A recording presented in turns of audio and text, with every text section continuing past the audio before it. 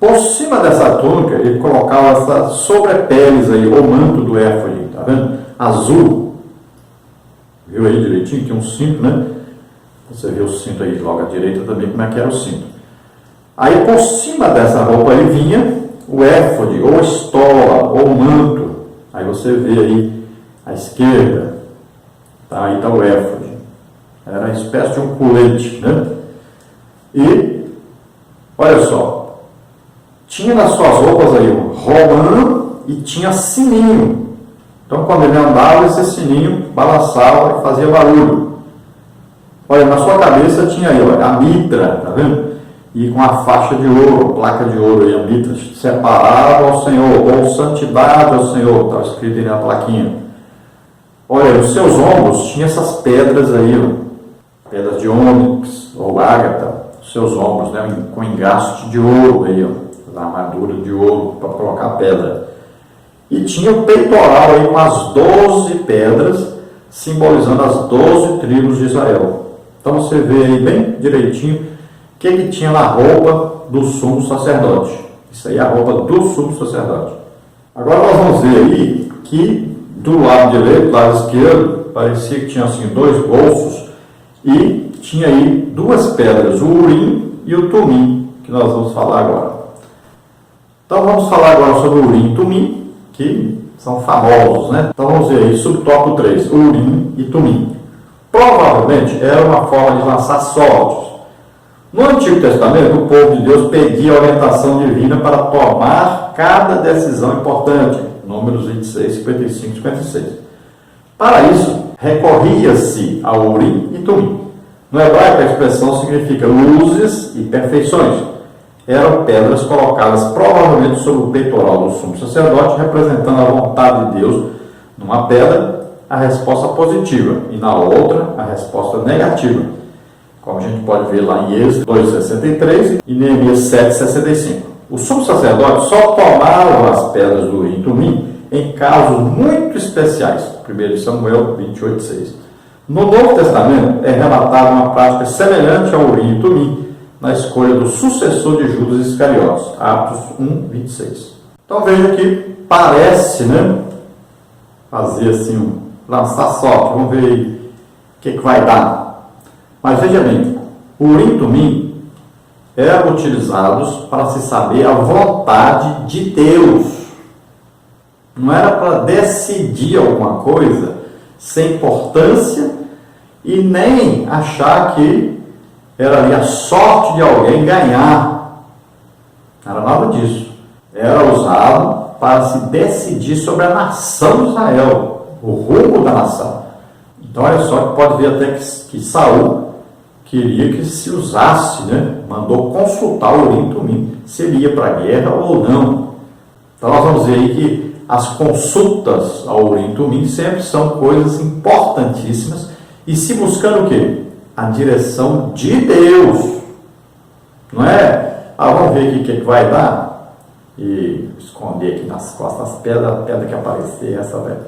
Pelo que tudo indica, pode ser que se consultava a Deus e Deus dizia através das pedras qual era a atitude a ser tomada. Então, por exemplo, eu vou para a guerra, então a pedra chamada luzes vai brilhar. Se eu não devo ir para a guerra, então a pedra perfeição é que vai brilhar. Então era mais ou menos isso que acontecia. Algum ser humano pode fazer uma pedra brilhar? Não, então era Deus que fazia. Então olha só, é uma coisa de Deus, uma orientação que Deus dava. Quando?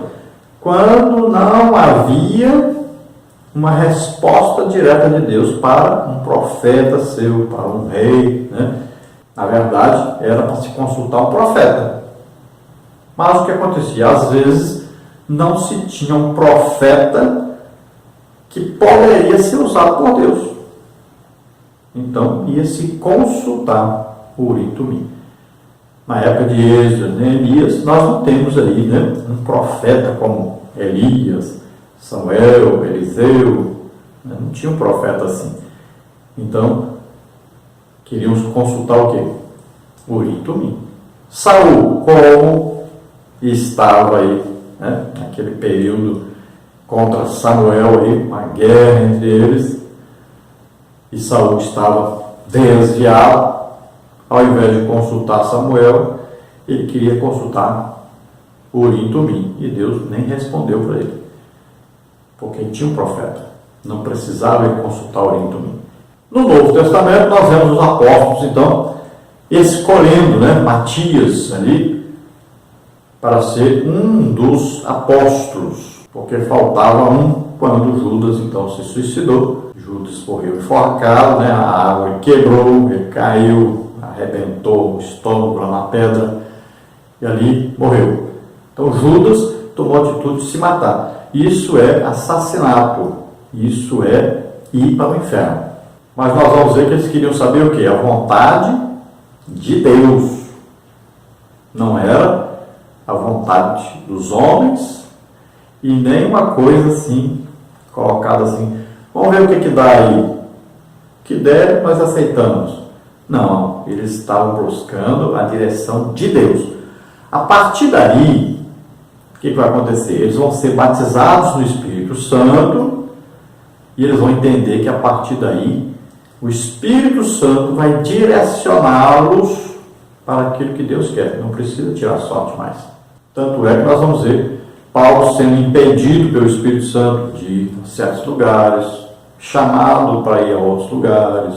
Então começou a ser o quê? Direcionado pelo Espírito Santo. A Bíblia diz, olha, Jesus foi conduzido pelo Espírito Santo ao deserto, olha aí.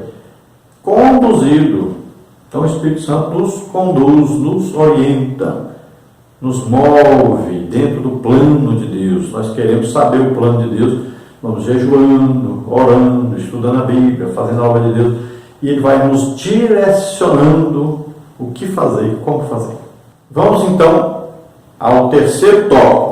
Lembrando aos professores que esse terceiro tópico é o mais importante da lição, é onde vai mostrar a superioridade do sacerdócio de Cristo em relação ao sacerdócio de Arão.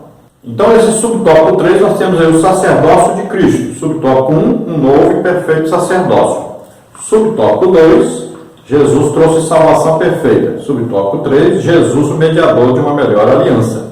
Então, a origem do ofício sacerdotal remonta a Melquisedeque, rei de Salém, Hebreus 7:1. E, posteriormente, a Arão, da família de Levi, Êxodo 29:30. No Antigo Testamento, a função sacerdotal restringia-se à tribo levita.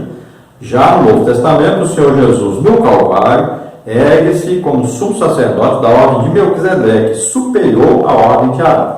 Então, veja bem, qual o primeiro sacerdócio na Bíblia?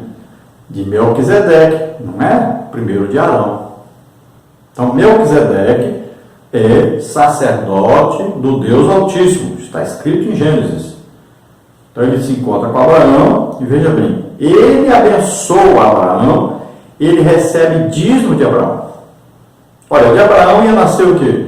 Isaac, né? Jacó, e aí depois de Jacó, Levi, né? Aí de Levi nasceria o quê? Arão, né? De Arão que nasceria o quê? Arão. Então ele é descendente de Abraão. Então ele estava nos lombos de Abraão, vamos dizer assim, né? Assim que a Bíblia diz. Que ele é descendente de Abraão. Se Abraão deu dízimo a Melquisedeque, quem é maior? Abraão ou Melquisedeque? Então quem recebe dízimo é maior. Outra coisa, se o sacerdócio de Melquisedeque recebe dízimo de Abraão, olha só, nós vamos ver que Abraão é o pai da fé e o pai da nação de Israel. Se ele dá dízimo a Melquisedeque, ele está dizendo que Melquisedeque é o sacerdote do Deus Altíssimo e é superior a qualquer outro sacerdócio. Veja só. Então, quando Arão é escolhido para ser sumo sacerdote no trabalho do tabernáculo, olha só, Melquisedeque não era só de um tabernáculo, era de todo mundo, ele era sumo sacerdote naquela época que ele existiu ali. Veja só. Já Arão não, é só do povo de Israel e só para o assunto do tabernáculo. Veja só, entenda isso aí. Então, Melquisedeque é superior em tudo a Arão. Então, Jesus, quando é escrito a carta aos Hebreus, o autor lembra aos judeus sobre isso. Diz: vocês parecem que não estão lendo a Bíblia, não estão estudando, não estão entendendo que existe um sacerdócio superior ao de Arão, que é o de Melquisedeque. E é desse sacerdócio que vem Jesus Cristo. Então ele está explicando que vocês deveriam entender isso, deveriam estudar sobre isso. É coisa interessante isso. Então, olha só, o sacerdócio de Melquisedeque é superior ao de Arão, e Jesus é sumo sacerdote segundo a ordem de Melquisedeque, não é de Arão. Subtópico, então, o novo e perfeito sacerdócio. O autor da Epístola aos Hebreus escreveu: porque mudando-se o sacerdócio, necessariamente se faz também mudança da lei. Hebreus 7,12. O sacerdócio levítico era imperfeito. Hebreus 7,11. Nele os sacrifícios, o culto, as ofertas e a liturgia dos serviços eram apenas sombra do verdadeiro sacerdócio a ser oficiado por Cristo. O sacerdócio do Filho de Deus veio segundo a ordem de Melquisedeque e não segundo a ordem de Arão. Jesus Cristo foi capaz de reconciliar o homem com Deus por meio do seu sangue, abrindo o caminho para uma comunhão verdadeira com o Pai. O evangelho da nova aliança havia chegado. Então veja só, o sacerdócio de Arão, ele tinha as suas leis. Por quê? Era uma antiga aliança, né? E essa antiga aliança tinha as normas que eram as leis que regiam esta aliança. Se alguém quebrasse a lei, quebrava a aliança. Olha só. Agora, mudando-se o sacerdócio, quando se passa para o sacerdócio de Melquisedeque, lá não existia a lei escrita. Não tinha lei escrita. O que havia? Havia a fé. Abraão é o quê? Pai da fé. Olha aí, que coisa impressionante para nós entendermos. Então, o sacerdócio de Melquisedeque, ele procura o quê? A fé. Já o sacerdócio de Arão procura o quê? A lei. A lei condena, a lei mostra o pecado. Não salva ninguém. Já a fé nos conduz o quê?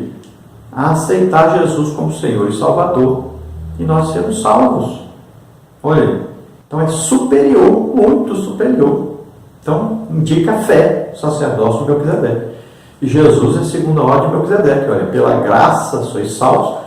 A graça é o quê? Jesus morrendo por nós na cruz do Calvário, ressuscitando, está diante do Pai intercedendo por nós. A graça de Deus. Agora, como é que nós entramos para essa graça? Olha aí, o sacerdócio de Melquisedeque é fé. Então, nós temos fé nisso, somos salvos. Olha aí, pela graça sois salvos mediante a fé.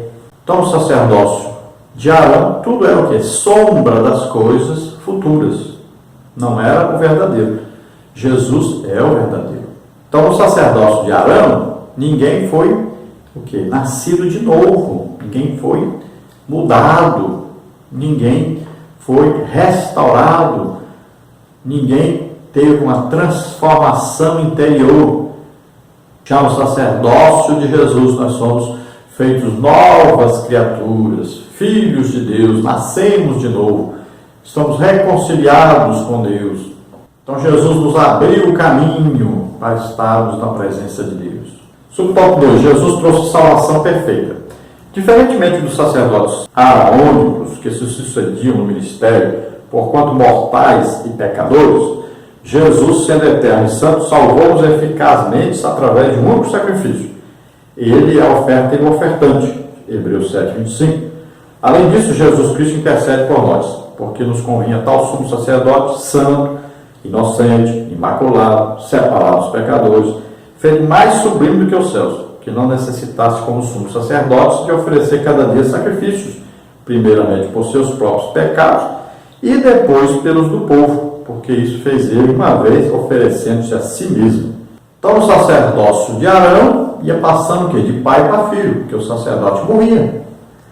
Já no sacerdócio de Jesus, olha, nosso sumo sacerdote ofereceu o sacrifício, ele mesmo era o sacrifício, o Cordeiro de Deus que tira o pecado do mundo, e ele mesmo é o ofertante, né? Ele também é o sacerdote, o sumo sacerdote que ofereceu o sacrifício.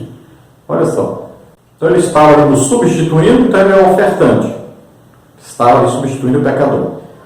Ele era a oferta porque ele é o Cordeiro de Deus que tira o pecado do mundo. Ele que morreu por nós. E ele era o sumo sacerdote porque ele mesmo ofereceu o sacrifício por nós. Olha aí, tudo ao mesmo tempo. E ele continua intercedendo por nós como nosso sumo sacerdote.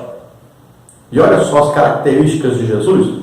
Olha aí, porque nos convinha tal sumo sacerdote. Olha aí, santo, quer dizer sem nenhum pecado, quer dizer exclusivamente separado para Deus, inocente, nunca pecou, imaculado, não tinha mancha, não tinha defeito, separado dos pecadores, olha só, nunca teve comunhão com o pecado, nunca apoiou o pecado, feito mais sublime do que os céus, porque ele é Deus, né? E que não necessitasse, como sumo sacerdote, oferecer cada dia sacrifício, primeiramente por seus próprios pecados e depois pelos do povo, porque isso fez ele uma vez oferecendo-se a si mesmo, Hebreus 7,26. Então olha só que coisa impressionante. O sumo sacerdote, ele tinha que oferecer sacrifício todo dia por ele, pelos seus próprios pecados e pelos pecados do povo. Outra coisa, no dia da expiação, ele entrava e oferecia sangue para o perdão dos seus próprios pecados e para purificar o santuário. Depois ele pegava o sangue do bode expiatório, né, escolhido para o Senhor, e levava o sangue lá dentro agora pelo pecado do povo. Então ele entrava 2 vezes, um dia só por ano, mas entrava 2 vezes, do Santo dos Santos. Agora olha só, Jesus só entrou uma vez e não foi no santuário terrestre, mas lá no celeste, diante de Deus. Ele não precisava purificar o santuário, porque lá é o santuário perfeito. Lá não precisa de purificação. Ele não precisava oferecer sacrifício por si mesmo, pelo seu pecado, porque ele nunca pecou. Então ele entrou uma única vez, levando o seu sangue, levando o seu sacrifício perfeito e eterno, e no santuário celestial, diante de Deus. Então olha só, é perfeito esse sacrifício, feito uma vez por todos, não precisa fazer todo dia. Porque lá morriam animais no Antigo Testamento, no Antigo Pacto, no sacerdócio de Arão. Todo dia tinha que fazer. Já Jesus não, ele é uma pessoa, ele decidiu morrer em nosso lugar, se ofereceu a si mesmo, então é um sacrifício perfeito, único, suficiente, eternamente suficiente. E ele está ainda intercedendo por nós, então é um sacerdócio eterno. Subtópico 3, Jesus o mediador, uma melhor aliança. Na antiga aliança tudo era perfeito, mandamentos, estatutos e juízos. Mas o homem enfermo pelo pecado não tinha forças para obedecer às ordenanças divinas, como o Senhor requeria de cada um. Mas Jesus, sendo o perfeito cumprimento da lei e dos profetas, veio para morrer em nosso lugar, resgatando-nos do pecado. Ele é o sacrifício perfeito, expiou-nos as culpas, justificando-nos perante Deus, Romanos 5:1. Através de sua graça, vivemos no Espírito e cumprimos a lei do Espírito. Amém. Glória a Deus. Então, olha só. A lei é perfeita, é boa, é santa. Veja só. Agora, o pecador não consegue cumprir a lei, porque ele é imperfeito. Ele não consegue. Então, a lei que veio como coisa perfeita, faz o quê? Ao invés de salvar o homem, faz o quê? Condena o homem, porque se ele cumprir toda a lei e tropeçar em um ponto só, está condenado. Olha aí Moisés, um homem que falava com Deus, um homem servo de Deus, ele entrava no Santo dos Santos todo dia para falar com Deus, na tampa do propiciatório, tinha intimidade com Deus, mas não entrou na promessa de Deus. Veja só. Por quê? Não glorificou a Deus. E ele representava a lei não leva ninguém a herdar as promessas de Deus. Veja só. Olha, Arão não era um homem temente a Deus, uma bênção, mas tropeçou. Então a lei, ela condenava porque ninguém conseguia cumpri-la. Mas aí Jesus vem e ele cumpre toda a lei. Olha só, ele é a perfeição. Nenhum de nós consegue cumprir a lei, mas nós estamos em Cristo. Quando nós aceitamos Jesus como Senhor e Salvador, nós passamos a estar em Cristo. Então, Cristo cumpre toda a lei. Então, nós estamos em Cristo cumprindo toda a lei. Então, ao invés de sermos condenados, nós somos salvos, justificados. Por causa de nós? Não, por causa de Jesus. Então, nós estamos em Jesus Cristo. Ele cumpriu toda a lei. Então, entenda isso. Nós não somos salvos por méritos nossos. Não é pelas obras para que ninguém se glorie. Está escrito na palavra de Deus em Efésios. Então, é pela graça de Deus. Então, é porque Jesus morreu em nosso lugar. É porque Ele levou os nossos pecados sobre Ele. Porque Ele cumpriu a lei e não nós. Então, tudo é por causa de Cristo, em Cristo. Aí nós somos justificados, declarados santos, declarados filhos de Deus, perdoados, salvos. Glória a Deus. Aleluia. Conclusão. Quem recebe a Cristo como Salvador e Senhor, nova criatura é. Eis que tudo se fez novo. 2 Coríntios 5,17. Andemos em novidade de vida para a glória de Deus. Ele é o nosso perfeito sumo sacerdote. Então, veja só, nós somos novas criaturas. As coisas velhas passaram. Então, olha só. O que nós éramos antes? Nós éramos filhos da ira. Nós não éramos povo de Deus. Estávamos condenados ao inferno, depois lá de fogo e enxofre. Todos nós nascemos descendentes de Adão, que pecou e tinha semente maligna dentro dele do pecado. Todos nós nascemos descendentes de Adão, portanto, todos nós estávamos na mesma condenação. Mas quando nós aceitamos a Jesus como Senhor e Salvador, nós morremos para a descendência de Adão, nascemos agora para a descendência de Deus. Nascemos o quê? Com a semente agora. Antes nós tínhamos a semente maligna do pecado, agora nós temos a semente, a palavra de Deus. Nascemos dessa semente, a palavra de Deus. Ouvimos a pregação, acreditamos, fomos salvos, perdoados, estamos agora em Cristo. Somos novas criaturas, somos filhos de Deus. Glória a Deus, aleluia. Vamos orar agora. Se você deseja aceitar Jesus como Senhor e Salvador, deseja começar uma nova vida com Deus agora, ser uma nova criatura, receber o Espírito Santo, vamos orar agora. Deus vai escrever o seu nome no livro da vida. Se você está doente, está enfermo, nós vamos orar agora para Jesus curar você. Vamos orar. Pai querido, em nome de Jesus, abençoa essas vidas que se chegam a Ti. Rara e grata a cruz te carme força, a graça bastante. Oh, receba a graça de Deus, acredite no sacrifício que Jesus fez por você e receba agora a salvação. Em nome de Jesus, receba o perdão. Escreve, Senhor, os seus nomes no livro da vida, abençoa essas vidas. Aqueles que estão doentes, enfermos, Senhor Jesus levou na cruz do Calvário nossos pecados, nossas doenças, enfermidades, maldições. Em nome de Jesus, solta essas vidas, todo mal agora, em nome de Jesus. Toca, Senhor, essas vidas e faz um milagre na vida deles. Em nome de Jesus te agradecemos. Amém? Glória a Deus. Aleluia.